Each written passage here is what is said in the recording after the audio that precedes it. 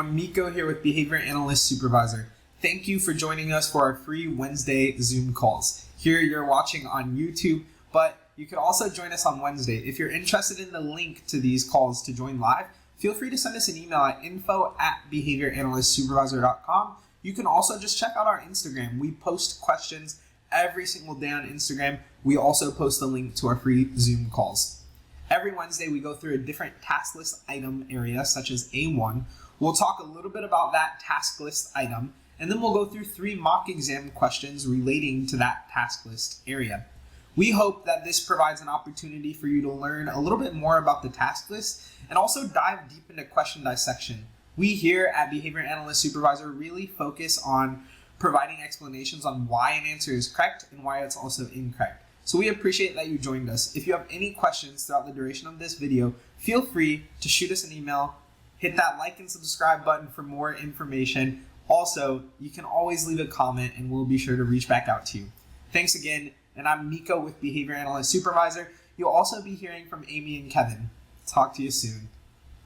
Welcome to our free Monday Zoom. Today we're going to be talking a little bit about some of the rules that we've been taught in the past and why those rules need to be unlearned. This is kind of like an addendum to our previous one, Rule Breakers. So if you haven't watched that one, feel free to check that one out. It's on our YouTube channel.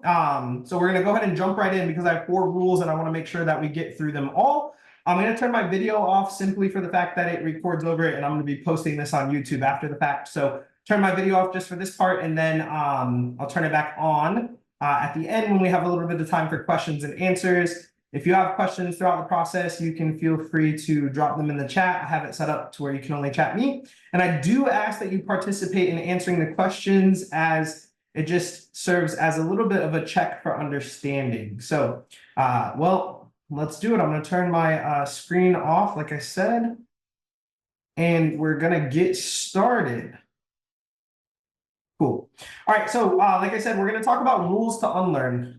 What I have noticed in my lots and lots of hours of tutoring and teaching people about behavior analysis, and then also in learning it, is that there are a lot of different rules that we are taught. They make things a little bit easier in the short term, but they make it much harder in the long term. And what we want to do here is we want to make it easy for you all of the time, right? That's the goal.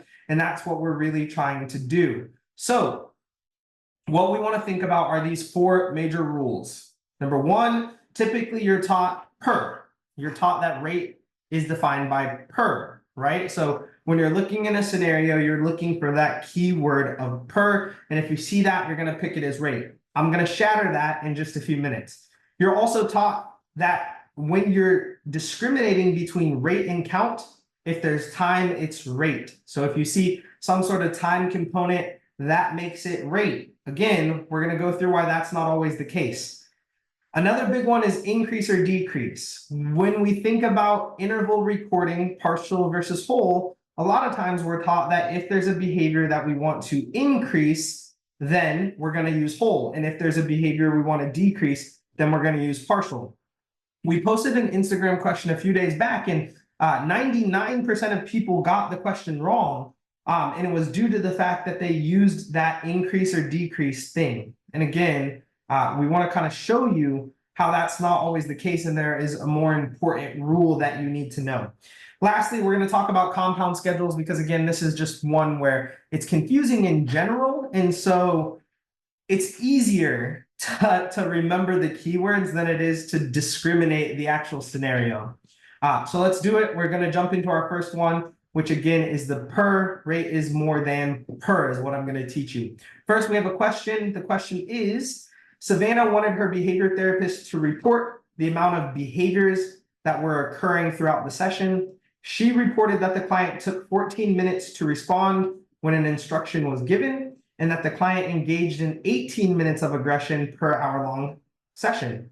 The reported measure for aggression is which of the following? Is it a rate, a count, duration, or a latency? Go ahead and just throw A, B, C, or D in the chat, and then I'll go through the answer in 1 second.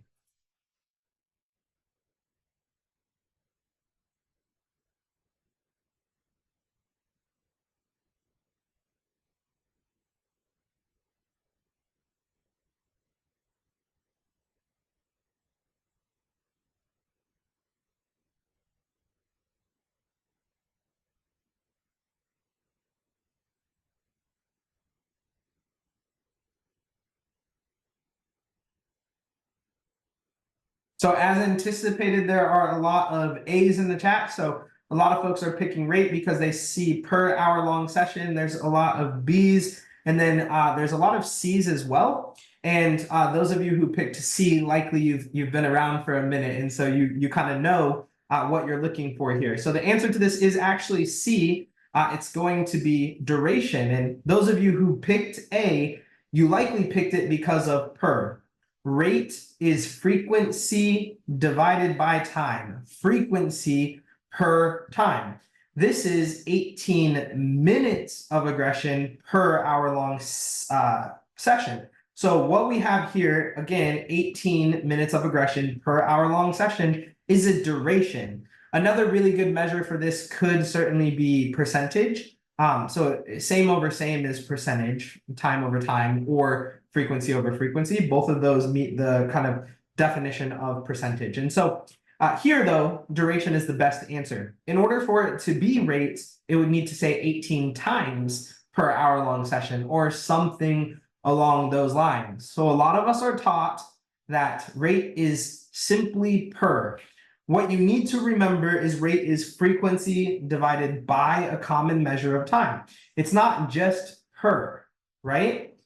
Our example of rate is obviously Josh asked 12 questions per hour. That's pretty simple, pretty straightforward.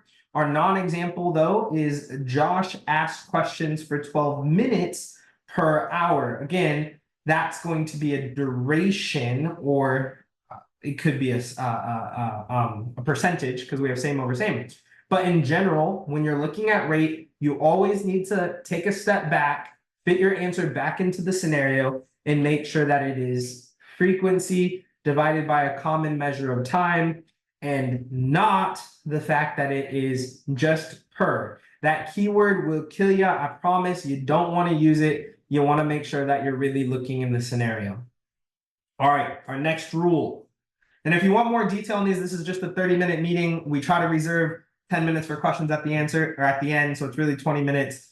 We have another video on our YouTube channel titled Rule Breakers that goes a little bit more in depth. You can always email us, and we have lots of stuff on our website. But regardless, next I want to talk about rate or count. Does the time matter? So when we're looking and discriminating between rate and count, there are certain things you want to look for. Let's check out this scenario question and figure out which it is. Timothy, a 12-year-old male diagnosed with ASD, he is a 12-year-old male diagnosed with ASD. He engages in a variety of maladaptive behaviors, including yelling, extended response latency, and perseveration. The perseverative behavior occurred 32 times in an hour yesterday. What is the measure provided for perseveration? Is it rate, count, duration, or latency?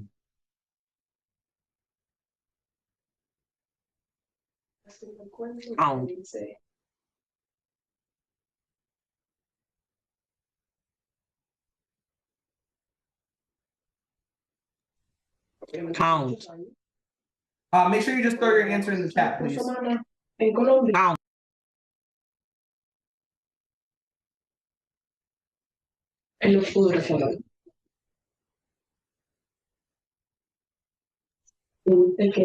Que la mano de la familia encima.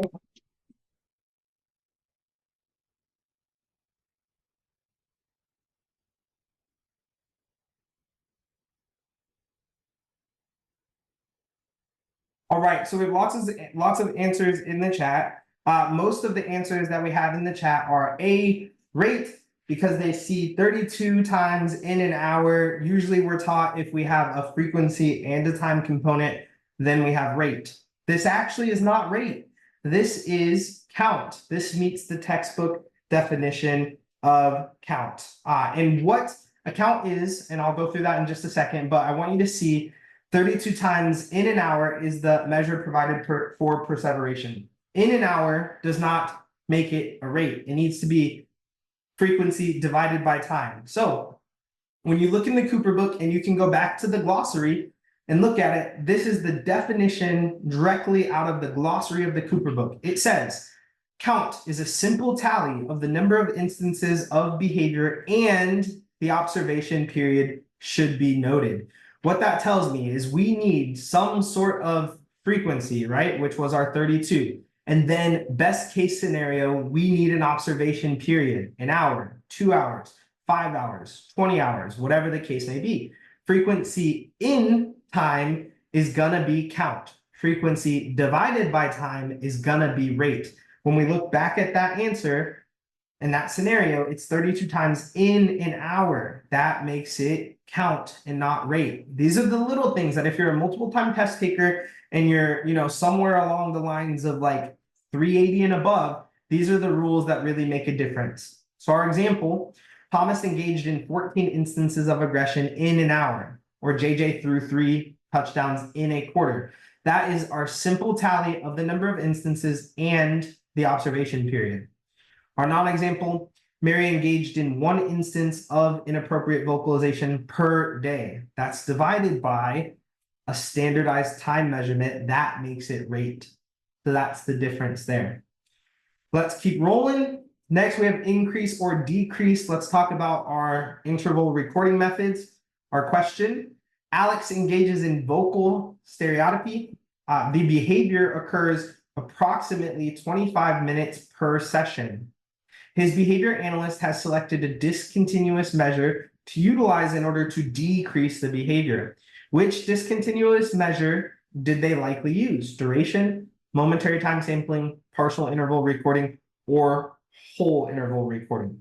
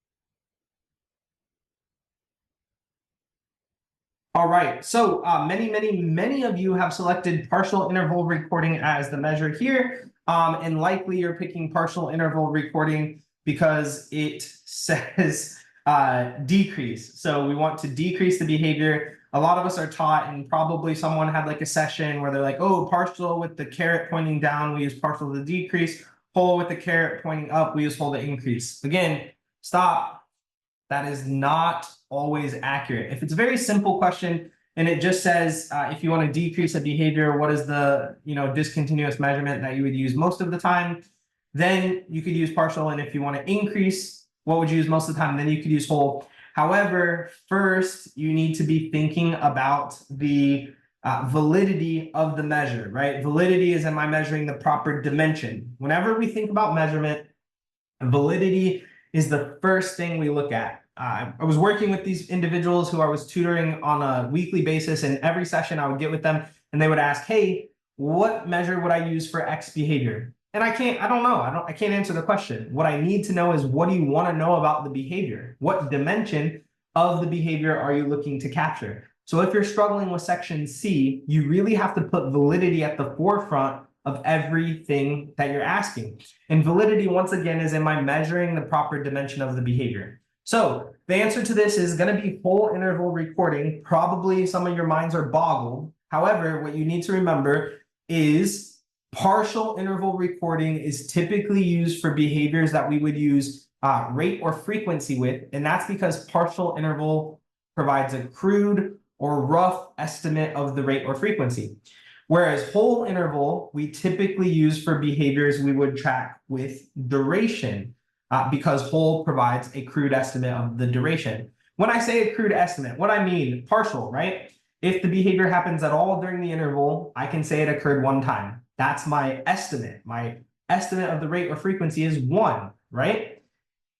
For whole, if I say it happened during the interval, that means it occurred for the whole interval. So if the interval is 30 seconds and I said yes, my crude, rough, simplistic estimate of the duration would be 30 seconds. That's what that means. So instead of thinking about partial to increase or partial to decrease, whole to increase, take a step back and think about validity, because we pick measurement based on validity, not based on increasing or decreasing. That's a little bit too simplistic, especially when, again, you're at that very close score range. The way I know that we would use duration for this is because we've already used duration. It tells us 25 minutes per session. A couple of people asked how long is the session.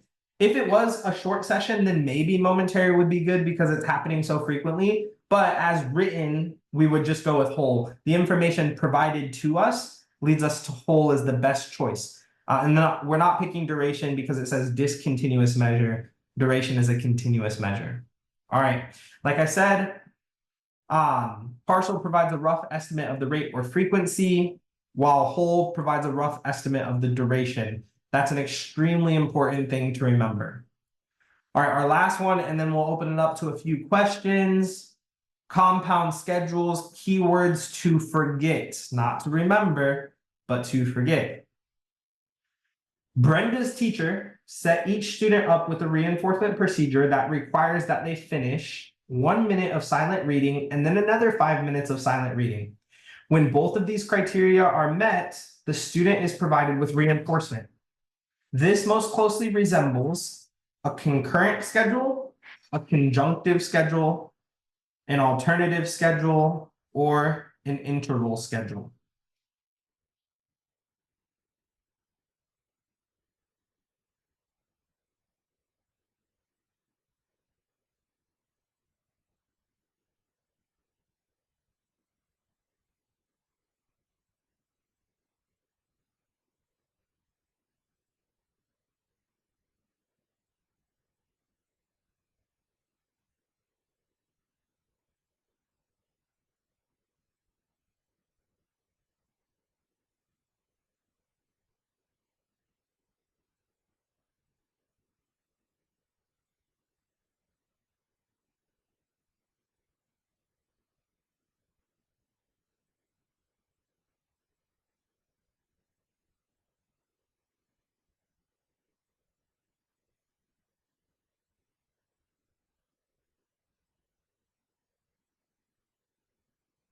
All right, so lots of people are between B and C, a whole bunch of A's in the chat as well. It does seem like compound schedules maybe are not our favorite thing that we've worked on. So I did not like compound schedules either, but once you get it, you get it, I promise. So the answer to this one, and again, y'all are gonna be like, Nico, what do you mean? Every single question tonight, you've told me the opposite of what I selected, and I'm sorry for doing that, but the answer here is D. This is actually just an interval schedule, and it would be a fixed interval schedule, to be honest. So when we're looking at compound schedules of reinforcement specifically, a lot of us are taught if it says both and in both, then it's going to be a conjunctive schedule. And that's why many of you picked B.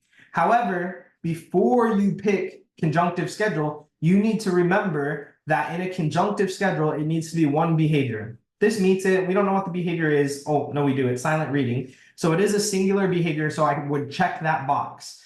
The next thing, it has to be an interval and a ratio.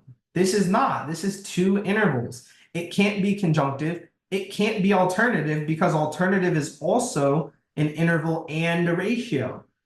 It potentially could have been concurrent. However, concurrent is two or more behaviors. This is one behavior. So we rule out concurrent, we rule out conjunctive, we rule out alternative. That leaves us with interval. They have to do a minute and then 5 minutes. And really it should be, wait 5 minutes and then do one word or one page. But I just want you to see that these two times combined are two intervals, which really just make one interval a 6-minute interval. That's all it is. It's a fixed interval, 6-minute schedule of reinforcement. So if you are picking alternatives simply based on either or, and you're picking conjunctive simply based on and in both, you need to stop. First, analyze the question, see if it's one behavior. If it's one behavior, check, you're good to go. If it is an interval and a ratio, check, you're good to go. Then you can look at the keywords. If it doesn't meet the requirement of one behavior, and it doesn't meet the requirement of an interval and a ratio schedule, then it is not, and it cannot be a alternative or conjunctive schedule. So those are the 4 major rules. There's obviously tons of other rules, and potentially we'll do another session like this because I know this is one of people's favorites that we do. So it's certainly something that we could do again in the future. I did record it and I will be posting this to YouTube later this week. Ultimately, I hope this is helpful, sessions like this, so that way you're kind of understanding, how you need to reframe your thinking. Just a couple things, and then I'll take a few questions. Number 1, feel free to check out our website if you're looking for any mock exams. We make sure that our mock exams focus on making you discriminate through the questions. We constantly get feedback that they're super close to the exam. Obviously, we can't copy exam questions. We don't do that, but we try to create it in a way that when you get on the exam, you won't feel like, oh my goodness, this is the first time I'm seeing a hard question. So for all of you that attended tonight, you're more than welcome to get 10% off any of our materials. You can DM me on Instagram. I think there's a code, it's PASS. It should get you 10% off. You can also email us if you're having trouble with that. So I'll go ahead and take a couple of questions from the chat. So if you have a question, throw it in the chat. There's lots of people. I certainly will not get to everyone's question. So if I don't get to yours, I apologize, but you can go ahead and email it to us and I can try to get it done that way. So if you don't mind, put it in the chat, please, so that way I can kind of get to them in sequence. So best advice for testing tomorrow is to stop studying 2 hours ago. So no, I'm just kidding. If you're testing tomorrow, relax, don't study anymore, close your books, really focus on discriminating the questions. When you get in there tomorrow, remember client, science, and parsimony. The client is always most important. So if the question's advocating for the client, pick that. Parsimony means select the simplest explanation. The simplest explanation usually is the best, so pick that. And then the third one, science, is remember we follow the scientific method, and the scientific method tells us that we don't do things over and over without changing something. So if we've already done it, doing it again is not going to lead really anywhere. So that's that. Okay, someone said, can I tell the difference between a rule and rule governed behavior? I'd be happy to. So a rule is a verbal statement of the contingencies, Rule governed behavior is when you engage in behavior that follows that rule. So in order for us to have rule governed behavior, you need a rule. The rule is you go 45 miles per hour or you get a ticket. Rule governed behavior would be going 45 miles per hour. So that's all that is.